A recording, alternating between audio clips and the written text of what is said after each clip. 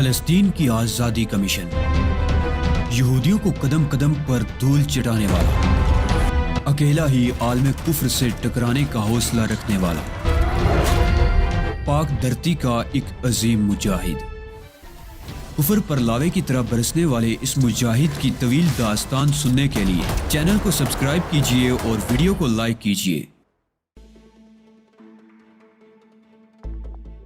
یہ سوچ سوچ کر میرا دل کڑتا ہے علی کہ لائن آف کروزل جیسی اہم جگہ پر انتہائی اہم عہدوں پر 2 ماہ سے دشمن کے ایجنٹ کام کر رہے ہیں۔ تم اس سے ہماری کارکردگی کا بخوبی اندازہ کر سکتے ہو کہ اتنے طویل عرصے میں کسی کو ان پر شک تک نہیں ہوا۔ تمہاری نظر صرف اس بات پر ہے طلحہ کہ انہوں نے اس طرح ایک چھوٹی سی کامیابی حاصل کر لی۔ اس میں شبہ نہیں کہ 2 ماہ تک مخالفین کے درمیان خود کو شک و شبے سے بالا تر رکھ کر اپنے مقاصد کے لیے کام کرنا ایک کارنامہ ہے، لیکن ان لوگوں نے جس مقصد کے حصول کے لیے اتنی طویل جدوجہد کی ہے وہ تو ناکام ہونے جا رہا ہے۔ تم یہ کیوں بھول جاتے ہو کہ اس مہم کی ناکامی پر موساد کے کرتا درتا اپنے سر پیٹ لیں گے، اسرائیل کے ارباب اقتدار میں صف ماتم بچھ جائے گا، اور اس کارنامے کا کریڈٹ کسی فرد واحد کو نہیں بلکہ پوری عرب قوم کو جائے گا۔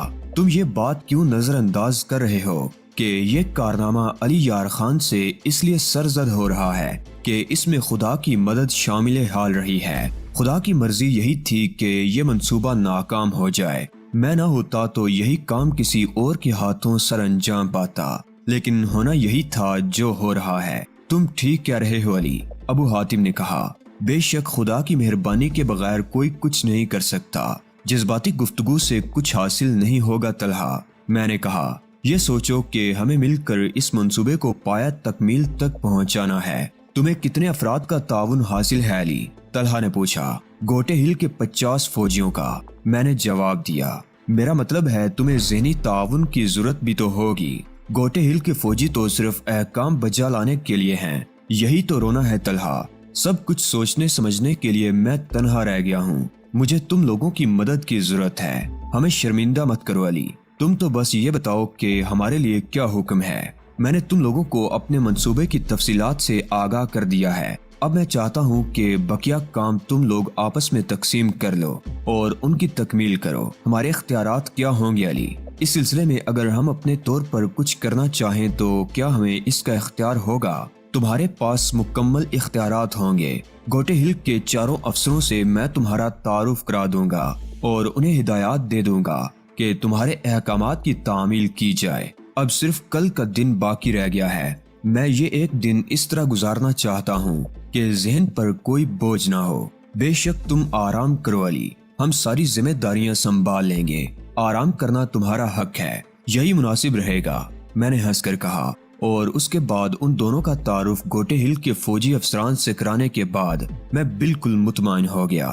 مسعود، طلحہ اور ابو حاتم قابل اعتماد لوگ تھے۔ ان میں اتنی صلاحیت تھی کہ ہر قسم کی صورتحال سے نمٹ سکتے۔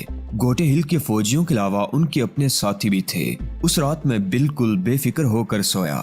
علل صبح میری آنکھ کھل گئی۔ میں ناشتے وغیرہ سے فارغ ہو کر کیبن سے باہر نکلا۔ میرا ارادہ تھا کہ میں پہلے ابو حاتم اور مسعود، طلحہ سے ملوں گا، لیکن بے خیالی میں ٹہلتا ہوا میں اس طرف جا نکلا جہاں درختوں کے جھنڈ میں پوشیدہ قید خانہ تھا۔ میں صبح کی تازہ ہوا سے لطف اندوز ہوتا ہوا ٹہلتا ہوا چل رہا تھا کہ دفعتاً میری آنکھوں نے ایک ایسا منظر دیکھا کہ میرے ہوش اڑ گئے۔ قید خانے کا دروازہ کھلا ہوا تھا۔ دروازے کے باہر کوئی مسلح محافظ بھی نظر نہیں آ رہا تھا۔ مجھے محسوس ہوا جیسے زمین نے میرے قدم جکڑ لیے ہوں۔ اس نازک موقع پر ان لوگوں کا فرار بے انتہا مسائل پیدا کر سکتا تھا، بلکہ یہ بھی ممکن تھا کہ ہمارا منصوبہ ہی ناکام ہو جاتا۔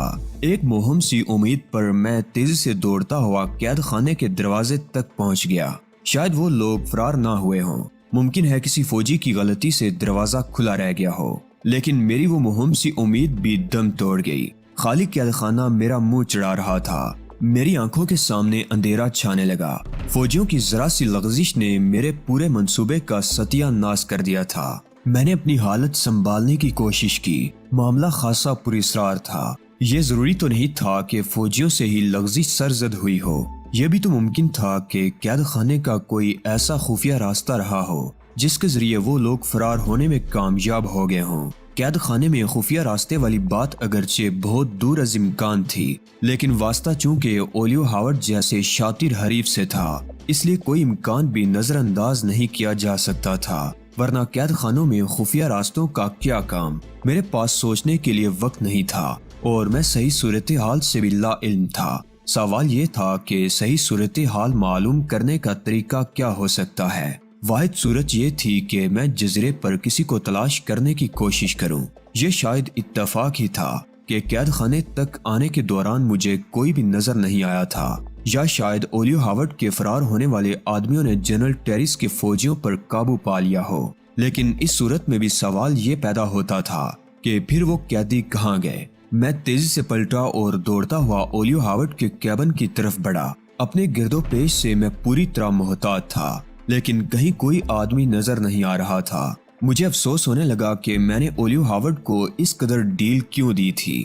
دیگر قیدیوں کی طرح اس کی بھی سخت نگرانی ہونا چاہیے تھی۔ اس بات کا بھی امکان تھا کہ اس نے کوئی چال چل کر قیدیوں کو فرار کرا دیا ہو۔ اولیو ہاورڈ کے کیبن کے سامنے پہنچ کر میں رک گیا۔ بے دھڑک اندر گھسنے کی کوشش کرنا خطرناک ثابت ہو سکتا تھا۔ چند لمحے ساکت و سامت رہ کر میں نے آہٹ لینے کی کوشش کی، لیکن اندر سناٹا تھا۔ کسی قسم کی بھی آواز نہیں سنائی دے رہی تھی۔ کیبن کا دروازہ بھی باہر سے بند تھا، جس کا مطلب یہی تھا کہ یا تو اولیو ہاورڈ اندر ہی موجود ہے، یا اگر کہیں باہر گیا ہے تو دروازے کی کنڈی باہر سے نہیں بند کی ہے۔ میں نے دروازے پر ہلکا سا دباؤ ڈالا۔ دروازہ اندر سے بند تھا، گویا اولیو ہاورڈ اندر ہی موجود تھا اور غالباً سو رہا تھا۔ اگر وہ جاگ رہا ہوتا تو اندر سے کوئی نہ کوئی آہٹ ضرور سنائی دیتی۔ میں نے دل ہی دل میں خدا کا نام لے کر دروازے پر دستک دے ڈالی۔ چند ہی لمحے بعد دروازہ کھلا۔ دروازہ خود اولیو ہاورڈ نے کھولا تھا اور اس کی آنکھوں سے ظاہر ہوتا تھا کہ وہ ابھی سو کر اٹھا ہے۔ خیریت تو ہے علی یار خان؟ اس نے مجھے دیکھ کر حیرت سے پوچھا۔ اتنی صبح؟ میں نے اسے گور کر دیکھا، مگر اس کے تاثرات میں کوئی ایسی بات نظر نہیں آئی جس کی بنیاد پر میں اس کی حیرت کو مصنوعی قرار دے سکتا۔ اس کا مطلب یہی ہو سکتا تھا کہ یا تو وہ جزیرے پر آنے والی تبدیلی سے بے خبر ہے، یا پھر بہت اچھی اداکاری کا مظاہرہ کر رہا ہے۔ تمہیں میرے ساتھ چلنا ہے، میں نے اسے غور دیکھتے ہوئے کہا۔ اندر آ جاؤ، تھوڑی دیر بیٹھو، میں ذرا لباس تبدیل کر لوں تو۔ اتنا وقت نہیں ہے اولیو ہاورڈ، میں نے خشک لہجے میں کہا۔ لباس بعد میں تبدیل کر لینا۔ اولیو ہاورڈ کے چہرے پر الجھن کے تاثرات نمودار ہوئے، لیکن وہ فوراً ہی حرکت میں آ گیا۔ شاید اس نے صورتحال کی سنگینی محسوس کر لی تھی۔ اس نے فوراً ہی کیبن کا دروازہ بیڑا اور میرے ساتھ چلنے لگا۔ کیا کوئی بہت ہی خاص بات ہو گئی ہے؟ اس نے میرے ساتھ چلتے ہوئے پوچھا۔ بہت زیادہ خاص بات ہو گئی ہے اولیو ہاورڈ، ابھی اپنی آنکھوں سے دیکھ لینا۔ اس کے بعد اولیو ہاورڈ نے کچھ نہیں کہا۔ ہم تیز قدموں سے چلتے ہوئے قید خانے کے نزدیک پہنچے تو قید خانے کا کھلا ہوا دروازہ دیکھ کر اولیو ہاورڈ چونک پڑا۔ اس کے انداز میں تصنع نہیں تھا۔ کیا تم نے میرے آدمیوں کو کہیں اور منتقل کرا دیا ہے؟ اس نے تیزی سے پوچھا۔ ان کا غائب ہو جانا میرے لیے بھی حیران کن ہے اولیو ہاورڈ۔ میں سمجھ رہا تھا کہ ان کے فرار کی سازش میں تم بھی شریک ہوگے۔ اولیو ہاورڈ نے چونک کر کہا، یہ ناممکن ہے، یہاں سے کوئی فرار نہیں ہو سکتا۔ پھر تمہارے آدمی یہاں کی نگرانی بھی تو کر رہے تھے۔ ذہن پر زور دو اولیو ہاورڈ، کہیں اس قید خانے سے باہر نکلنے کا کوئی خفیہ راستہ تو نہیں ہے؟ ہرگز نہیں۔ اولیو ہاورڈ نے بڑی شدت سے نفی میں سر ہلایا۔ کوئی احمق ہی اس قسم کا رسک لے گا۔ اگر قید خانے میں کوئی خفیہ راستہ ہو تو کوئی بھی قیدی اسے تلاش کر سکتا ہے۔ نہیں علی یار خان، میں اتنا احمق نہیں ہوں کہ قید خانوں میں خفیہ راستے رکھوں۔ اس کی بات میں وزن تھا اور میں اس کی تردید نہیں کر سکتا تھا، اس لیے کہ میرا اپنا خیال بھی یہی تھا۔ میرا ذہن تفکرات کی آماجگاہ بنا ہوا تھا۔ سمجھ میں نہیں آ رہا تھا کہ اس گتھی کو کس طرح سلجھایا جائے۔ دفعتاً میری سماعت سے وزنی بوٹوں کی دمک ٹکرائی۔ میں چونک پڑا اور خود کو ہر قسم کے حالات سے نمٹنے کے لیے تیار کرنے لگا۔ اولیو ہاورڈ بھی پوری طرح چوکنا ہو گیا تھا۔ بوٹوں کی آوازوں سے ظاہر ہوتا تھا کہ وہ کئی افراد ہیں۔ ابھی میں اپنی حفاظت کے لیے کوئی قدم بھی نہیں اٹھانے پایا تھا کہ وہ لوگ سامنے آ گئے۔ میں انہیں دیکھ کر حیران رہ گیا۔ وہ جنرل ٹیریس کے فوجی تھے جو مسعود طلحہ اور ابو حاتم کی سرکردگی میں چلے آ رہے تھے۔ ان کی حالت دیکھ کر مجھے قدرے تعجب ہوا۔ وہ سب کے سب گرد میں اٹے ہوئے تھے۔ تم لوگ کہاں غائب ہو گئے تھے؟ ان کے قریب آنے پر میں نے طلحہ سے پوچھا، اور قیدی کہاں چلے گئے؟ انہیں یہاں سے منتقل کر دیا گیا ہے۔ طلحہ نے کہا، اس کی کیا ضرورت پیش آ گئی تھی؟ میں نے حیرت سے پوچھا، انہیں کسی محفوظ مقام پر منتقل کرنا ضروری تھا تاکہ ان میں سے کسی کے فرار کا امکان نہ رہے۔ ابو حاتم نے کہا، اوہو، کیا تمہارے خیال میں ان کے یہاں سے فرار ہو جانے کا خدشہ تھا؟ میں نے کہا، خدشہ تو نہیں کہہ سکتے، البتہ یہ امکان نظر انداز بھی نہیں کیا جا سکتا۔ ابو حاتم بولا، لیکن اس جزیرے پر اس قید خانے سے زیادہ محفوظ جگہ اور کوئی نہیں ہو سکتی۔ اولیو ہاورڈ نے کہا، وہ مجھ سے بھی زیادہ حیران دکھائی دے رہا تھا۔ یہ صرف تمہارا خیال ہے اولیو ہاورڈ، طلحہ نے زہریلے لہجے میں کہا۔ ہم نے انہیں جس مقام پر منتقل کیا ہے تم اسے دیکھو گے تو خود بھی ہم سے متفق ہو جاؤ گے۔ میں نہیں مان سکتا، اولیو ہاورڈ نے شدت سے نفی میں سر ہلاتے ہوئے کہا۔ میں اس جزیرے کے چپے چپے سے واقف ہوں، اور یہ قید خانہ تو خاص طور پر اسی مقصد کے تحت بنوایا گیا تھا۔ اس کا صرف ایک دروازہ ہے جو بے حد مضبوط ہے۔ اس کے علاوہ اسے قریب سے دیکھنے پر بھی کوئی یہ نہیں کہہ سکتا کہ یہاں کسی قسم کی تعمیر کی گئی ہوگی۔ فضا سے بھی اس کا دیکھا جانا ممکن نہیں ہے۔ یہ قید خانہ ہر طرح سے محفوظ ہے۔ تم نے ان لوگوں کو کہاں منتقل کیا ہے؟ میں نے جلدی سے پوچھا۔ آؤ خود دیکھ لو، ابو حاتم نے کہا۔ اولیو ہاورڈ، تم بھی آ جاؤ تاکہ تمہیں پتہ چل جائے کہ اس جزیرے پر کچھ ایسی تبدیلیاں واقع ہو چکی ہیں جو تمہارے علم سے باہر ہیں۔ مسعود، طلحہ اور ابو حاتم نے فوجیوں کو ان کی ڈیوٹیوں پر روانہ کر دیا اور مجھے اور اولیو ہاورڈ کو لیے ہوئے درختوں کے جھنڈ کے عقب کی طرف چل دیے۔ کافی طویل چکر کاٹ کر ہم قید خانے کے عقب میں پہنچ گئے۔ تمہارے آدمیوں کو یہاں منتقل کیا گیا ہے اولیو ہاورڈ، طلحہ نے میدان کی طرف اشارہ کیا۔ اب ہم ان کی طرف سے پوری طرح بے فکر ہو سکتے ہیں۔ میں نے میدان پر نگاہ دوڑائی اور میرے پورے جسم میں ایک پھریری سی دوڑ گئی۔ میدان میں زمین پر 23 قبریں ابری ہوئی نظر آ رہی تھی۔ اولیو ہاورڈ کے چہرے پر زردی دوڑ گئی۔ تم نے وہ ہکلایا۔ ہاں اولیو ہاورڈ، ہم نے ان سب کو ہلاک کر دیا۔ یہ تمہارے ساتھیوں کی ہی قبریں ہیں۔ ابو حاتم نے سفاکی سے کہا، یہ تم نے اچھا نہیں کیا۔ اولیو ہاورڈ بھرائی ہوئی آواز میں بولا، میں بھی تم لوگوں کے ساتھ یہی سلوک کر سکتا تھا، مگر میں نے نہیں کیا۔ جھوٹ مت بولو اولیو ہاورڈ۔ مسعود، طلحہ برہم ہو گیا۔ تم نے اگر ہمیں زندہ رکھا تو اس میں تمہارا اپنا مفاد تھا۔ ہم پر احسان جتانے کی کوشش مت کرو۔ اگر تم یہ سمجھتے ہو کہ میں نے تمہارے آدمیوں کو ہلاک کر کے زیادتی کی ہے تو ہم اس کی تلافی کرنے کو تیار ہیں۔ ابو حاتم نے کہا، ہم تمہیں اسی قید خانے میں بند کر دیتے ہیں اور وہاں تمہارے ساتھ وہی سلوک کیا جائے گا جو تمہارے آدمیوں نے ہمارے ساتھ کیا تھا۔ بولو، منظور ہے؟ اولیو ہاورڈ نے بے بسی سے ان دونوں کی طرف دیکھا۔ علی یار خان نے مجھ سے وعدہ کیا تھا کہ اگر میرے آدمیوں نے کوئی گڑبڑ نہ کی تو انہیں ہلاک نہیں کیا جائے گا۔ پرانی بات ہوئی۔ طلحہ نے بے پرواہی سے کاندھے اچکائے۔ اب تو اس مشن کے انچارج ہم ہیں۔ یہ فیصلہ ہمیں کرنا ہے کہ کیا کرنا ہے اور کیا نہیں کرنا ہے۔ اولیو ہاورڈ خاموش ہو گیا۔ شاید طلحہ اور ابو حاتم کا صفاقانہ رویہ اس کے اعصاب پر اثر انداز ہوا تھا۔ اس کے ذہن سے لکی ہاورڈ نکل گئی تھی اور اب اسے اپنی جان کے لالے پڑ گئے تھے۔ لائن آف کروزل سے اسلحہ بردار جہاز کب روانہ ہو رہا ہے ہاورڈ؟ ابو حاتم نے پوچھا۔ ٹرانسمیٹر پر میرا لائن آف کروزل سے رابطہ برقرار ہے۔ اسلحہ بردار جہاز روانہ ہو چکا ہے اور وہ کل کسی بھی وقت یہاں پہنچ جائے گا۔ اس جہاز پر کل کتنے افراد سفر کر رہے ہیں؟ پروگرام میں کوئی تبدیلی نہیں ہوئی۔ اس جہاز پر پہلے سے طے شدہ 14 ہی افراد سفر کر رہے ہیں۔ اولیو ہاورڈ نے جواب دیا۔ ٹھیک ہے، ابو حاتم نے کہا، پھر مجھ سے مخاطب ہوا۔ علی، اب ہمیں اپنا آئندہ کا لائحہ عمل طے کرنا ہے۔ ضرور کرو، میں مسکرایا۔ میں نے تو تم لوگوں کو اس مہم کا انچارج بنا دیا ہے، کیا ہم تمہارے مشوروں سے بھی محروم رہیں گے؟ طلحہ نے حیرت سے کہا، نہیں، لیکن میں اس وقت کوئی مشورہ دوں گا جب ضرورت محسوس کروں گا، ورنہ میری حیثیت خاموش تماشائی کسی ہوگی۔ میں نے کہا۔ ابو حاتم اور طلحہ بڑے اعتماد سے کام کر رہے تھے اور میں ان کے کام میں دخل اندازی کر کے ان کے اعتماد کو مجروح نہیں کرنا چاہتا تھا۔ انہوں نے میرے مشورے کے بغیر جس طرح قیدیوں کو موت کے گھاٹ اتارا تھا وہ ان کے بے پناہ اعتماد کا مظہر تھا۔